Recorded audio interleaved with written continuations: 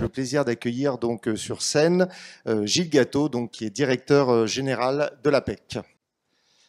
Alors déjà, Gilles, je voulais vous remercier pour votre présence et puis de répondre toujours présent à nos invitations. Alors la dernière fois qu'on s'était vu, c'était en octobre 2020, donc dans un format un peu particulier, puisque nous étions en huis clos avec Maryse Léon et Laurent Mailleux. Donc depuis, on espérait que la situation s'améliorerait. Donc c'est un peu mieux, puisqu'aujourd'hui, il y a un peu de monde dans la salle, voilà, mais c'est pas encore complètement ouvert. Voilà. En premier lieu, peut-être, Gilles, nous présenter rapidement l'APEC, voilà, donc sur un peu le nombre de conseillers, comment les missions. Enfin, je vous laisse la parole. On enlève le masque, on est à au moins 2 mètres. Voilà. Merci d'abord de votre invitation, c'est avec plaisir. L'APEC, vous la connaissez aussi parce que elle est à vous. L'APEC, c'est sa première caractéristique, c'est une organisation paritaire et authentiquement trentaine d'années. Pour dire les choses très succinctement pour ceux qui ne la connaîtraient pas encore si bien, on est un petit millier de collaborateurs dans une cinquantaine de centres, avec 3 grandes missions qui ont été réaffirmées tout récemment dans les statuts, dans une modification des statuts de l'APEC. D'accompagner finalement les cadres et les jeunes diplômés dans des parcours professionnels. Et quand on dit les cadres, c'est tous les cadres. Parfois, l'APEC a cette image d'être le pôle emploi des cadres. Ça n'est pas du tout ce qu'est l'APEC. La moitié des clients que nous accueillons, que nous accompagnons à l'APEC sont des cadres qui ont un emploi. Et c'est d'ailleurs une originalité très forte et une richesse très grande pour l'APEC d'être le seul acteur finalement dans l'écosystème de l'emploi qui, quand on parle d'accompagnement des parcours professionnels, accompagne réellement les parcours professionnels sur toute la vie. Depuis des jeunes diplômés qui cherchent leur stage de master et qui terminent leurs études pour entrer sur le marché de l'emploi, jusqu'aux dernières étapes de vie professionnelle, qui ne sont pas toujours les plus simples d'ailleurs pour les cadres qui sont sur le marché, en passant par toutes les étapes finalement d'une vie professionnelle. Là où un pôle emploi évidemment agit uniquement pour ceux qui sont en rupture d'emploi, là où les OPCO agissent pour ceux qui sont dans les entreprises, nous on agit finalement avec cette vision globale. Une deuxième mission qui est d'aider les entreprises à réussir leur recrutement. Donc on s'adresse aussi aux TPE-PME principalement. C'est 85% de nos clients sont des TPE-PME. Là aussi, quand on parle des cadres, beaucoup de jeunes, notamment qui engagent une recherche d'emploi, imaginent que les postes de cadres sont dans les grandes entreprises principalement.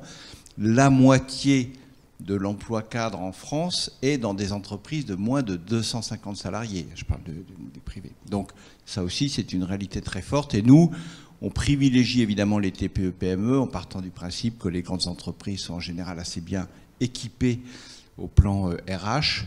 Dans un cas sur 2, l'interlocuteur du consultant de l'APEC, quand on parle recrutement, c'est même pas un DRH ou un RH ou un responsable de recrutement, parce qu'il n'y en a pas, c'est le chef d'entreprise. Dans un cas sur 2 pour les clients que nous avons. Donc il y a ce tropisme fort sur les TPE-PME. Et puis une troisième mission qui vous intéresse aussi, et je vous invite vraiment à vous y intéresser, allez voir sur le site apec.fr, c'est les études. On a une fonction d'observatoire finalement de l'emploi cadre et des enjeux et des transformations des métiers des cadres. Et donc on a un service d'études qui produit beaucoup. D'ailleurs, je vous montrerai quelques-unes des productions peut-être pour répondre à des questions. Voilà. Après, on a un mandat de service public avec l'État qu'on vient de signer là pour la période 2022-2026. Donc on agit aussi en tant que partie prenante du service public de l'emploi, mais dans un cadre qui est clair, qui est contractuel avec l'État et sous l'autorité vigilante de la gouvernance de l'APEC. Et je vois Laurent Mailleux et Anne-Florence Quintin qui siègent au conseil de l'APEC. Merci pour cette présentation, ça nous paraissait en effet important. Alors vous avez entendu différents témoignages lors de la première table ronde donc, sur la fonction publique. Qu'est-ce que vous inspire ces témoignages ? Alors j'étais très intéressé par cette table ronde. D'abord moi à titre personnel, j'ai un peu navigué entre les univers du public et du privé. Sans être fonctionnaire. Donc j'ai été confronté finalement à des situations de management, on va dire, public, ou en tout cas côtoyé beaucoup de dirigeants publics dans des fonctions que j'ai pu exercer. Je dirais deux choses. D'abord, du point de vue de l'APEC, on pourrait avoir un premier réflexe qui consiste à dire voilà, le champ public, il est justement hors champ, on ne s'en occupe pas. Pourquoi ? Parce qu'il ne cotise pas. Vous savez que l'APEC est financée par une cotisation sur la masse salariale des cadres du privé, 0,06%, qui est partagée entre les employeurs et les cadres qui cotisent.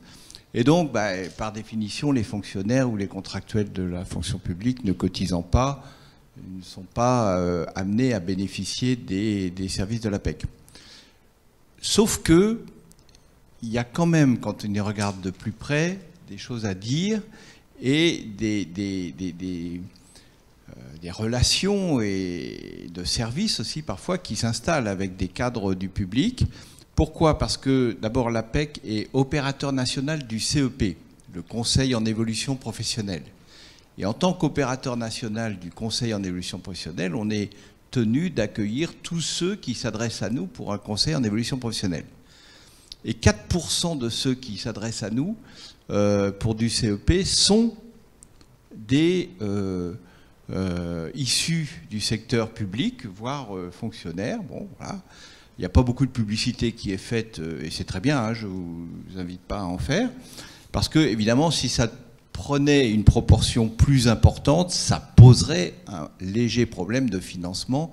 Évidemment, les administrateurs considèrent à juste titre que voilà, ce n'est pas forcément au secteur privé de financer le conseil en évolution professionnelle des agents de la fonction publique. Mais il y en a quand même. On ne les met pas dehors quand ils viennent se présenter pour un CEP. La deuxième chose qui est une vraie réalité, c'est qu'il y a beaucoup plus de fluidité qu'on ne l'imagine entre le monde du public et le monde du privé.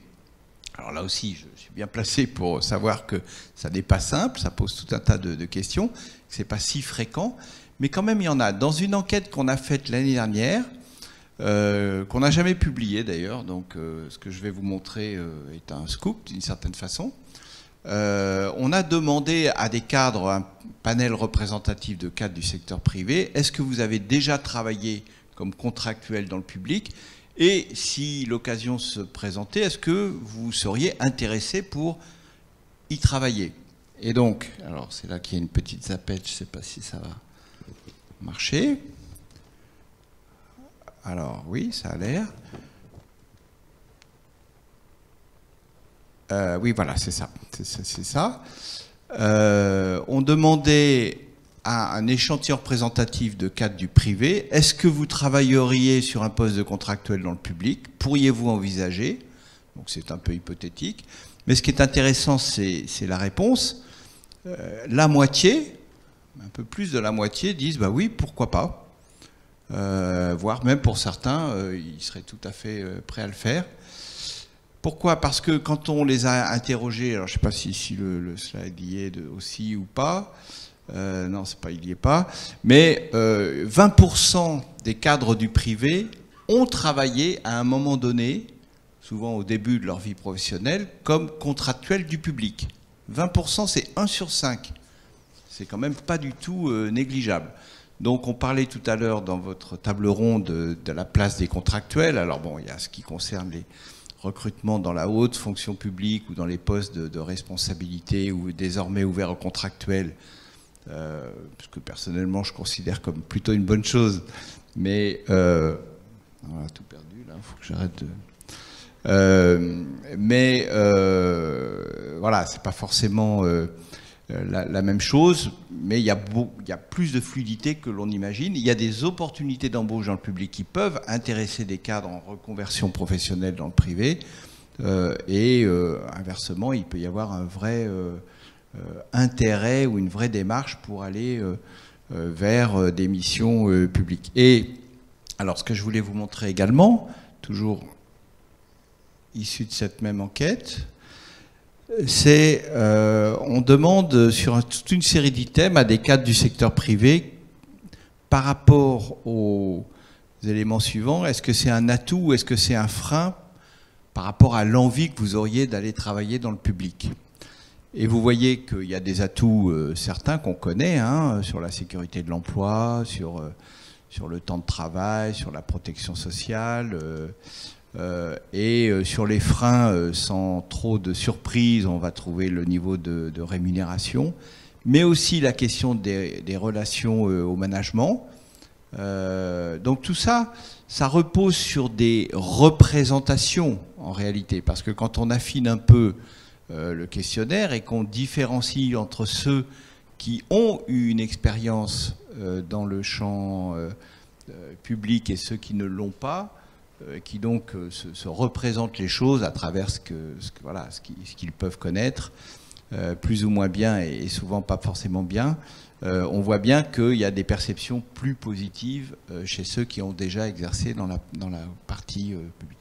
Donc du point de vue de l'APEC, on voit qu'il y a cette fluidité des parcours, et par ailleurs l'État, moi c'est une conviction personnelle que j'ai, qui n'est pas au titre de l'APEC, mais je pense à un travail à faire pour accompagner l'évolution professionnelle de ces cadres, qu'il va falloir qu'elle fasse. Aujourd'hui, on est, pour le coup, je pense, ça fait partie des sujets sur lesquels la composante publique est très en retard sur ce qui a pu être fait dans le privé par rapport à ça. Et la question qui va se poser, moi ça m'est arrivé d'en échanger avec la ministre en charge de ce sujet, la question qui va se poser en termes de management de la fonction publique dans les années à venir, c'est de savoir qui le fait. Est-ce que l'État crée sa propre APEC interne, qui fonctionne dans son vivier interne de la fonction publique, ou est-ce qu'il n'y a pas un espace pour justement chercher plutôt des passerelles, une fluidité dans les deux sens, et qui ne soit pas seulement de la fuite du secteur public vers le privé, mais aussi, et vous voyez qu'il y a un potentiel énorme, de cadres du privé qui seraient prêts à venir travailler dans le public, hein, pour peu qu'on sache travailler sur les freins qui sont ici. Donc voilà, je pense qu'il y a des sujets qui se poseront, et parce qu'on est conscient dans la gouvernance de l'APEC que ces sujets peuvent se poser, même s'il y a beaucoup de prudence évidemment, notamment sur la question du financement et la question de la gouvernance aussi, on a inscrit dans le mandat de service public nouveau qu'on vient de signer le principe d'une expérimentation, en posant juste une condition, c'est qu'il faut que le financement de cette expérimentation couvre au moins les coûts additionnels qui pourraient en résulter pour l'APEC. Donc nous, on est prêts à l'APEC à faire de l'accompagnement de cadres du privé, mais aussi potentiellement du public, pour peu qu'on ait trouvé la solution de financement qui va bien. Et pour moi, ce serait évidemment beaucoup plus, à titre personnel, hein, encore une fois la gouvernance ne s'est pas prononcée, mais beaucoup plus intéressant de le faire dans un cadre unitaire que d'avoir l'APEC du privé et l'APEC du public qui ne travaillent pas ensemble, évidemment. Alors, je vous remercie pour ces chiffres proposés, donc ça me permet de faire une très bonne transition, et vous en avez parlé tout à l'heure, donc des études APEC. C'est vrai que nous avons l'habitude, nous, de partager au sein de la CFTT cadre et de discuter au sein de notre bureau national très régulièrement. Justement, si ce matin, on faisait une petite pause dans le temps et on se projetait dans quelques mois, quelques années, quelle serait pour vous quelle est votre vision APEC des défis de demain pour l'emploi des cadres ? Alors, on est en train d'y travailler, c'est amusant parce que hier on avait une réunion de travail sur le sujet, puisqu'on va sortir là, à la fin du mois, comme on le fait tous les ans, un peu un document, les enjeux cadres 2022. Donc on échangeait entre nous sur c'est quoi finalement, si on devait les résumer à 4 ou 5 grands enjeux, ceux qui vont être très prégnants l'année prochaine. Moi j'en vois effectivement 5, et puis il y en a un qui enveloppe le tout finalement. La première chose, c'est que on a vécu des montagnes russes dans cette crise et dans cette pandémie, qui n'est pas encore tout à fait finie, mais qui ont été, qui ont énormément secoué le marché de l'emploi cadre. On a plongé sur les embauches en 2020. Début 2021, une tendance qui était un peu plus favorable, et c'est devenu depuis l'été 2021 et encore aujourd'hui très favorable. Donc la première chose, c'est qu'il y a un contexte du marché du travail pour les cadres et des embauches et de reprise des embauches cadres qui est très favorable, malgré les incertitudes, malgré un certain nombre de freins auxquels il faut évidemment faire très attention, parce qu'ils peuvent contrarier ce mouvement très positif. C'est des freins sur la production, le manque de composants, de matières premières qui peuvent pénaliser certaines industries. C'est des freins dans l'embauche elle-même. Je vais y venir, pour moi c'est un autre des enjeux du moment, les difficultés à recruter dans beaucoup de secteurs et pour beaucoup d'entreprises. En tout cas, la dynamique d'emploi cadre qui est une dynamique structurelle. Vous savez qu'en 2020, pour la première fois en France, le nombre de cadres a dépassé le nombre d'ouvriers. Les courbes se sont croisées en 2020. C'est une tendance qui durait depuis 20 ans et qui se prolonge. Donc elle est structurellement forte et solide. Il y a une dynamique très forte de l'emploi cadre. Aujourd'hui, c'est un actif sur 5 qui est un cadre en France, et cette proportion ne va faire que grandir. Et en tout cas, là en 2022, pas si on se lancera dans des pronostics, on aura notre panel qu'on publie à la fin du mois de mars, mais si je devais prendre des paris, je serais assez confiant pour parier que 2022 sera une année record sur le nombre d'embauches cadres en France. À condition qu'on n'ait pas un énième variant qui vienne évidemment percuter tout ça. Premier enjeu. Deuxième enjeu, je l'ai dit, c'est les tensions sur les recrutements. Là, ça devient réellement problématique dans beaucoup de secteurs, et les clients que nous accompagnons, c'est-à-dire les TPE, PME, quand je dis clients, les services sont gratuits, mais voilà, c'est le vocabulaire qu'on utilise. Les TPE, PME qu'on accompagne, c'est un peu la double peine, parce qu'il y a à la fois pénurie de candidats et de compétences là où elles cherchent, et à la fois les grandes entreprises ont évidemment des arguments d'attractivité pour attirer les talents qui sont bien plus puissants que les TPE, PME, en termes salarial, en termes de politique sociale, en termes de marque employeur, etc. Donc, raison de plus pour que l'APEC soit là. Nous, on est un peu la marque employeur de ceux qui n'en ont pas, pour les aider à trouver des candidats, et c'est à quoi on s'efforce. Ça ouvre toute une série de sujets. Bien sûr, l'investissement formation, le PIC, tout ça est très nécessaire et doit être anticipé. Je reviens à une des thématiques qui était également beaucoup mise en avant dans tout ce que j'ai entendu dans votre congrès sur l'anticipation, ça c'est certain. Il suffit de regarder les médecins, 7 ans pour former un médecin, si on n'anticipe pas, voilà. Ce qu'on fait aujourd'hui donnera des fruits dans 7 ans. Bon, pour des ingénieurs, dans beaucoup de secteurs, c'est pas forcément 7 ans, mais c'est pas non plus instantané. Donc il y a cet investissement, mais il n'y a pas que ça. Quand on regarde les choses, et à l'APEC on est bien placé pour être dans ce rôle d'observatoire, on s'aperçoit par exemple que certes on a un taux de chômage des cadres en France qui est très bas, l'ordre de entre 3,5 et 4%, donc on pourrait dire qu'on n'est pas très loin du plein emploi, sauf que quand on regarde un peu plus finement, on s'aperçoit qu'on a à Pôle emploi un nombre important de cadres qui ont plus de 50 ans, de 55 ans, pour qui c'est très dur le retour à l'emploi et pour qui les durées de chômage sont très allongées. 42% inscrits depuis plus d'1 an parmi les cadres inscrits à Pôle emploi. C'est plus élevé en proportion que ça n'est pour l'ensemble de la population des demandeurs d'emploi, contrairement à ce qu'on pourrait penser. On pourrait imaginer que le cadre il sort plus vite. en réalité, il y a un effet d'éviction qui frappe notamment les seniors. Et ça, c'est vraiment le premier sujet de discrimination, il est par l'âge. Et au moment où on a des tensions de recrutement, des entreprises qui peinent à recruter les compétences dont elles ont besoin, on a un vivier de compétences qui est finalement mis à l'écart sur le marché de l'emploi. Donc ça aussi, ça fait partie de nos défis, des enjeux du mandat de service public, de ce que nous ont demandé les partenaires sociaux dans l'ANI cadre de février 2020. Vous savez, il y a une rubrique sur l'APEC qui dit voilà, l'APEC doit se mobiliser davantage pour les seniors. Et c'est d'autant plus crucial dans cette période de tension sur les recrutements, d'utiliser toutes les compétences qu'on a. Aujourd'hui, il y a un gaspillage, clairement, de compétences qui se fait parce qu'il y a des préjugés ou des modes de recrutement ou de critères ou de choix de recrutement qui excluent certaines parties de la population. C'est le troisième enjeu pour moi, ça. Il y a des inégalités qui persistent pour les cadres. On a parlé des seniors. On peut parler aussi parmi les jeunes diplômés. Alors, il y a eu un sujet plus conjoncturel. Moi, je ne suis pas très inquiet pour les jeunes diplômés qui vont arriver dans les années futures. Structurellement, voilà, ils trouveront à s'insérer bien mieux que, évidemment, que les jeunes sans qualification, c'est une évidence.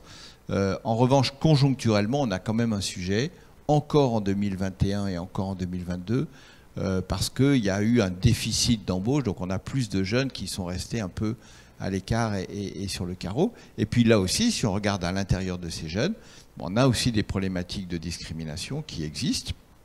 Des jeunes issus des quartiers politiques de la ville, voilà, tout le monde voit bien ce à quoi je pense. C'est une réalité à laquelle on est, nous, là aussi, confrontés tous les jours. Donc il y a une action aussi à faire pour essayer de corriger ces inégalités. Quatrième enjeu, finalement, c'est... Alors on ne sait pas encore trop bien comment on va le caractériser. Moi, je dirais il y a une transformation assez profonde des aspirations. La crise ne l'a pas suscité. C'était, je pense, en germe déjà depuis longtemps. Mais la crise l'a clairement accéléré.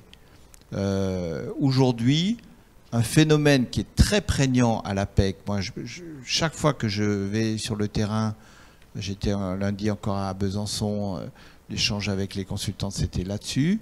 Il y a un phénomène qui est très frappant depuis plusieurs années, mais qui s'accélère là ces 2 dernières années, c'est que les problématiques de reconversion professionnelle, des personnes, des cadres qui viennent nous voir pour dire j'en ai marre, je veux faire autre chose, je veux un autre métier, je veux réfléchir autrement, sont de plus en plus jeunes. Là où c'était des problématiques plutôt de mi-carrière, on va dire, hein, et on était, nous, d'ailleurs, assez organisés à l'APEC autour de l'échéance de la mi-carrière, 45 ans, etc. Aujourd'hui, ce n'est pas à 45 ans que ça se pose.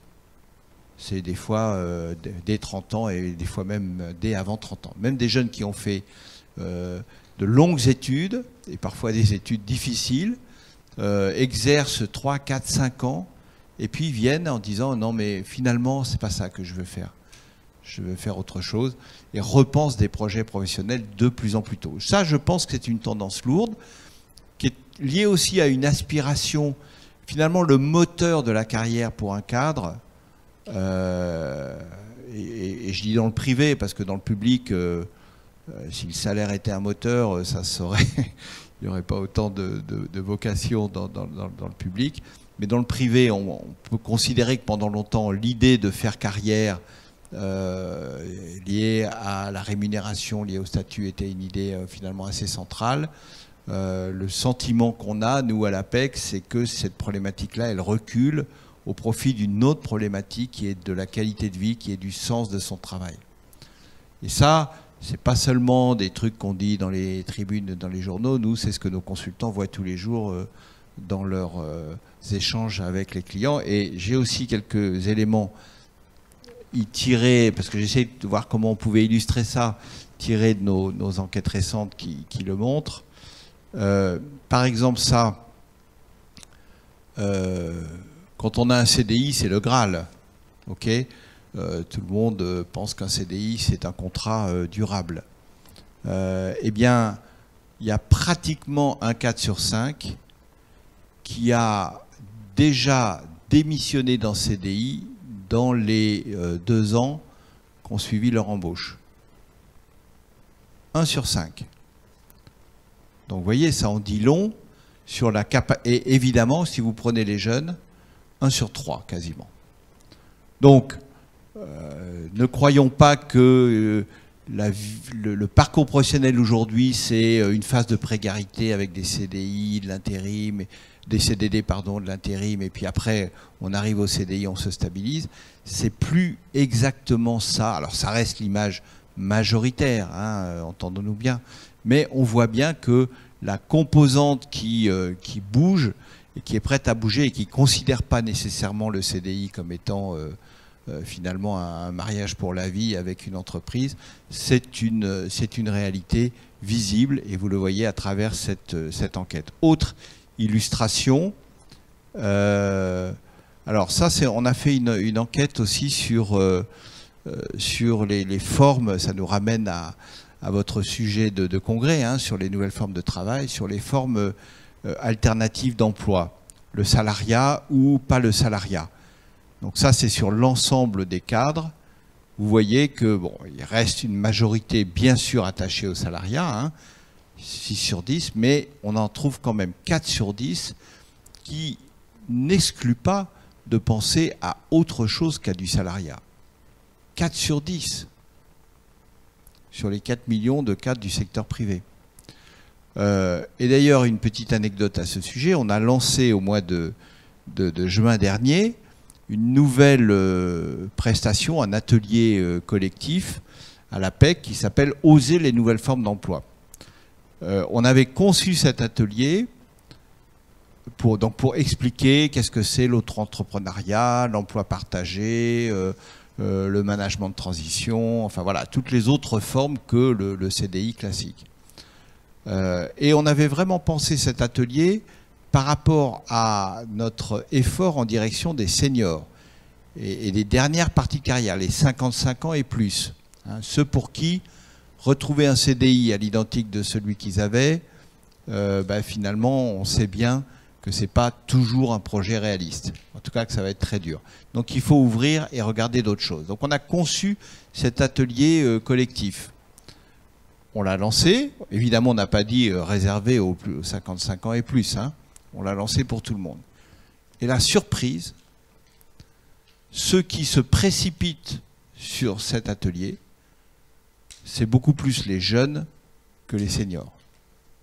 Donc, ce que j'illustrais tout à l'heure sur finalement le fait que les repères qui ont été les nôtres à notre génération, d'une certaine façon, du lien salarial, aujourd'hui sont regardés comme des éléments beaucoup plus seconds, d'une certaine façon, par rapport au choix du sens, de l'intérêt du projet, de l'engagement personnel qu'on peut y trouver. Et alors, après, je ne sais pas si on a d'autres illustrations dans d'autres enquêtes. Bah, par exemple, quand on demande aux cadres qui disent qu'ils veulent bouger, qu'ils veulent changer de région, c'est quoi la motivation? Bon, il y a bien sûr les opportunités professionnelles. Hein. On sait que quand on est cadre, pour progresser, il faut bouger. Mais ce n'est pas la première. La première, c'est vraiment bénéficier d'un meilleur cadre de vie, et alors particulièrement évidemment pour les franciliens. Donc, vous voyez, sur cette idée du moteur aujourd'hui de la parcours professionnel d'un cadre, il y a des choses qui bougent. Est-ce qu'on peut dire d'autres choses? Alors ça, c'est intéressant. Au passage, c'est une photographie de la population des cadres du secteur privé aujourd'hui, sur 4 millions de cas. Donc, toutes les enquêtes qu'on fait à l'APEC sont des enquêtes sérieuses. Hein. C'est-à-dire que quand on fait des... Non, mais je le dis parce que tous les jours, on voit passer sur les réseaux sociaux des enquêtes faites par des cabinets. Bon, après d'un échantillon de 230 cadres qui ont répondu en ligne. Non, on ne fait pas comme ça. Hein. On a une commission des études paritaire qui surveille le sérieux de tout ça. Donc là, on peut considérer que c'est une image assez représentative. Ce qui est intéressant, c'est que voilà, la moitié des cadres n'ont pas commencé leur vie professionnelle comme cadre. Un tiers le sont devenus par la voie de la promotion interne, hein, dans le courant de leur carrière. Cette proportion ne cesse de diminuer au fil des années. Pourquoi? Parce que quand vous regardez la progression de l'emploi cadre et des embauches cadres, hein, vous faites deux courbes, les flux d'embauche cadre et les flux de promotion cadre. Les flux de promotion cadre sont pratiquement flat depuis 10 ans, alors que les flux d'embauche cadre, évidemment, montent en flèche et que vous savez qu'on a à peu près, sur les 15 dernières années, doublé la population, enfin, non, pas doublé, augmenté d'1 million la population cadre et qu'elle a doublé en 30 ans. Donc,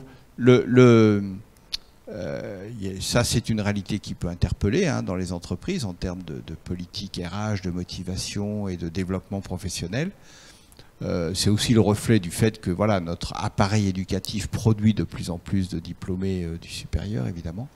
Et donc, si on refait la même enquête dans 10 ans, la part de ceux qui ont commencé comme cadre de leur vie professionnelle sera sûrement plus importante que ce qu'elle est aujourd'hui, et de ceux qui le sont devenus par la promotion moins importante. C'est un peu un sujet, mais je le mentionne en passant, c'est pas ça que je voulais vous montrer. Voilà, on a fait une enquête sur le statut cadre. Alors on est d'accord entre nous que le statut cadre, ça veut rien dire, ça n'existe pas, mais c'est quand même dans les têtes, hein. C'est-à-dire quand on pose la question, les gens répondent quand même, hein, sur le statut cadre. Donc qu'est-ce que c'est pour vous, le statut de cadre? Ben, c'est d'abord responsabilité, autonomie et niveau de salaire. Bon, ça vous surprendra pas, je pense. Et puis un peu loin derrière viennent des formes de protection sociale spécifique. Pourquoi? Parce qu'elles sont de moins en moins spécifiques. Hein, Agir Carco ont fusionné, les régimes de prévoyance, maintenant tous les salariés ont droit à des régimes de prévoyance, etc. Mais la dimension marqueur social, bon, vous voyez qu'elle est quand même assez loin dans les représentations. Mais ce qui est intéressant, c'est qu'on a demandé à ces mêmes cadres, même échantillon représentatif de cadres, mais est-ce que vous renonceriez, vous, à ce statut de cadre? Et vous voyez que, là aussi, 4 sur 10 disent que s'ils perdaient leur emploi, ou si j'étais, pour ceux qui sont en recherche d'emploi, si cette recherche d'emploi devait durer, est-ce que vous accepteriez un poste qui ne soit pas un poste cadre? Il y en a 4 sur 10 pour dire oui. Alors, un peu moins pour dire oui, certainement, hein. Mais voilà, la proportion de ceux qui disent non, certainement pas, moi, cadre un jour, cadre toujours, je ne me déclasserai pas, vous voyez, est une proportion minoritaire. Donc ça veut dire que cet attachement à la dimension statutaire, finalement, qu'il y a derrière les cadres, elle reste forte, mais elle n'est pas si forte. Et là, je vais vous montrer, je ne sais pas si on l'a mis sur les slides. Voilà, là vous l'avez par âge, hein, et vous voyez sans surprise que évidemment chez les plus jeunes, les moins de 35 ans, cette proportion est importante. Donc ça, c'est le 4e enjeu. Puis il y a un 5e enjeu qu'on peut mentionner aussi, qui est la nécessité de réinventer du management. Alors j'ai trouvé très intéressant, et je n'étais pas surpris que cette question prenne beaucoup de place dans la table ronde sur la fonction publique. C'est sûrement un des sujets sur lesquels il y a le plus à faire dans la transformation des fonctions publiques. Mais c'est vrai aussi dans les entreprises.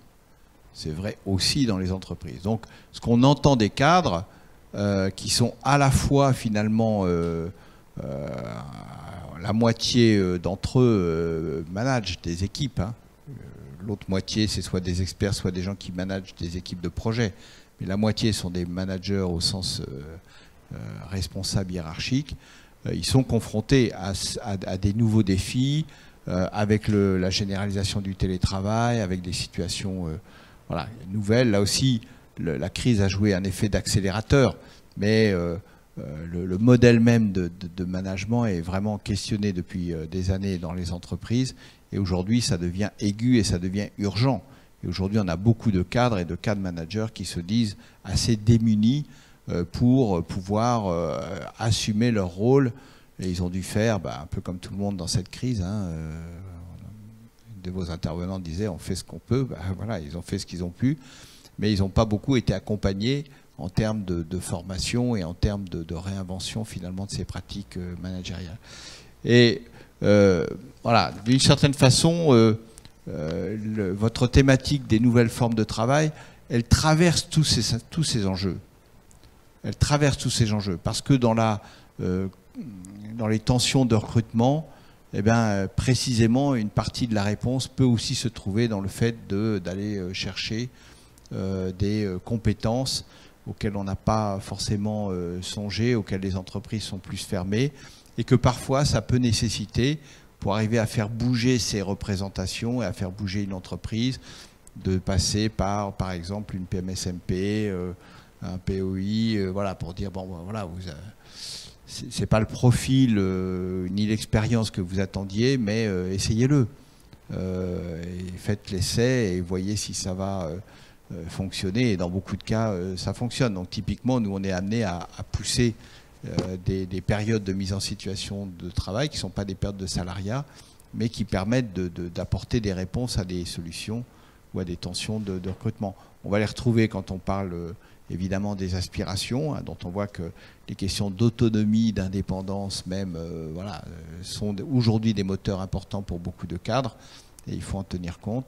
Et élargir l'offre, et c'est aussi un enjeu, un défi pour la PEC, hein, d'élargir aussi sa vision là où on est, nous, très très structurés sur le salariat et le CDI. Donc on a commencé avec cet atelier sur les nouvelles formes d'emploi, mais il faut qu'on aille plus loin, parce que la demande, elle est là, elle est dans cette direction. Merci beaucoup. Je suis délégué syndical dans une entreprise et j'aurais pu acheter tout ce que vous avez dit. C'est plutôt intéressant. Et c'est surtout à la fin ce que vous avez dit sur élargir ses visions et expérimenter qui me paraît très important. Je vous remercie beaucoup, Gilles Gatto, pour votre intervention. Et je vous dis à très bientôt. Merci.